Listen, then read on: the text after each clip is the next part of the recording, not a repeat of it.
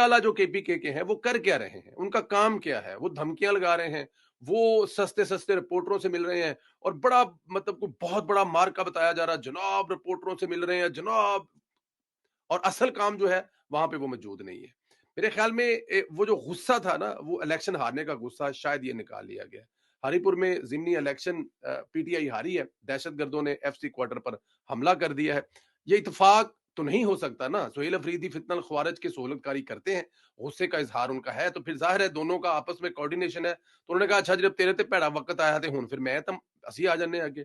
दल हुकूमत में हमलावर हुआ, सुहेल अफरीदी की मजम्मत तक नहीं आई थी। आपको पता है इस्लामाबाद में जब हमला हुआ तो एक मजम्मत तक नहीं आई थी, जख्मियों की इयादत तक नहीं की थी। इसी सुहेल अफरीदी ने हरीपुर जलसे में हारने की सूरत में इंतजामिया को संगीन नतायज की धमकियां दी थी। हेडक्वार्टर पेशावर पर हमलावर होने वाले दहशतगर्द अपने साथ कैमरे भी लाए थे। दहशतगर्द इन कैमरों के जरिए हमले को